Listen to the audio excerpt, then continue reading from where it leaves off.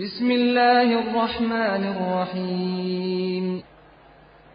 Apakah makmum di belakang imam yang gerakannya cepat dan merupakan pelaku bid'ah yang masih muslim, serta mayoritas jamaahnya juga sama, yaitu apabila sholatnya dilakukan terus-menerus dengan keadaan yang seperti itu, apakah tetap sah dan diperbolehkan karena mampunya berjamaah di tempat tersebut?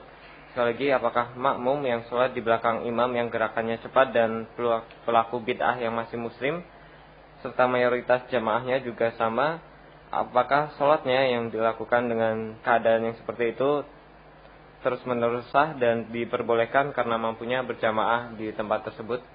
Ya, kepada Ustaz Syaifuddin kami persilakan.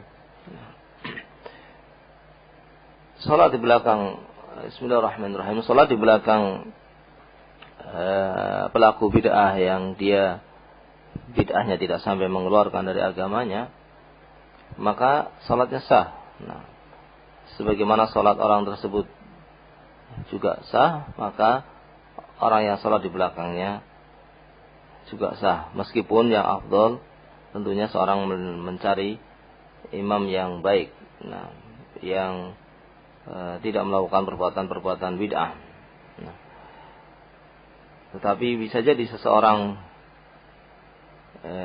ingin berdakwah di tempat itu, ingin memperbaiki keadaan di tempat tersebut, maka tidak mengapa.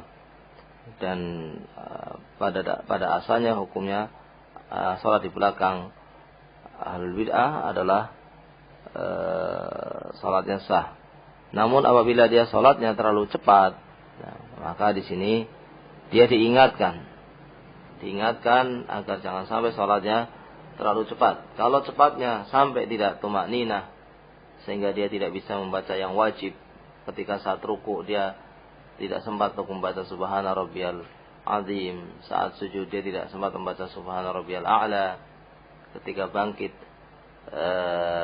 dari rukuknya dia tidak sempat mengucapkan Rabbana walakal hamdu, karena saking cepatnya, maka dia mengingatkan imamnya agar memberikan hak kepada makmumnya untuk bisa tumakninah. Ya, karena tumakninah adalah rukunnya salat. Yang apabila tidak tumakninah, maka salatnya tidak sah, sebagaimana kisah seorang yang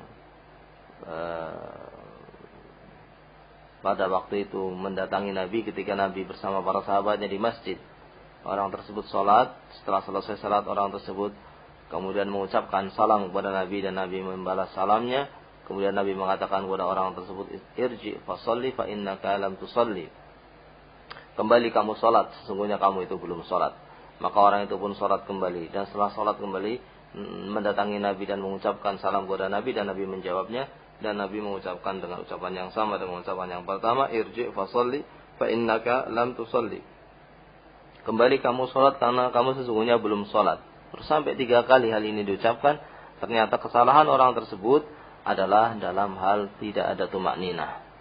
Maka tentunya kalau dia mendapatkan ada imam yang membuat seorang tidak tumakninah, dia harus mengingatkan imamnya. Ya, ketika makmum mendapatkan imamnya demikian, dia mengingatkan imamnya untuk memberikan kesempatan kepada makmumnya untuk bisa tumakninah. Nah, bahkan untuk bisa menjalankan yang sunnah, mengingatkan agar makmumnya bisa membaca subhana rabbiyal azim 3 kali ketika ruku, bisa mengucapkan subhana rabbiyal a'la 3 kali ketika sujud. Nah, bisa mengucapkan Rabbana walakal hamdu mil'as samawati wa mil'al ardi wa mil'a ma syi'ta min syai'in ba'd. Nah, dan seterusnya. Ini lebih bagus, ya. Karena dia bisa menjalankan yang wajib dan yang sunnahnya. Maka diingatkan imam itu agar memberikan kesempatan kepada makmum untuk bisa menjalankan yang wajibnya dan yang sunnahnya. Nah, kalau sampai makmumnya tidak bisa menjalankan yang wajibnya sehingga dia tidak tumakninah dalam sholatnya, karena sebagian para ulama menerangkan bahwa ukuran tumakninah dia bisa mengucapkan yang wajib dalam rukuknya, dalam sujudnya. Kalau sampai tidak bisa mengucapkan yang demikian, maka dia tidak sholat di belakang orang tersebut. Nah, dia tidak sholat di belakang orang tersebut, ya, dan mencari sholat bersama dengan orang-orang yang dia bisa menjalankannya dengan tumanina. Wallahu taala a'lam bishawab.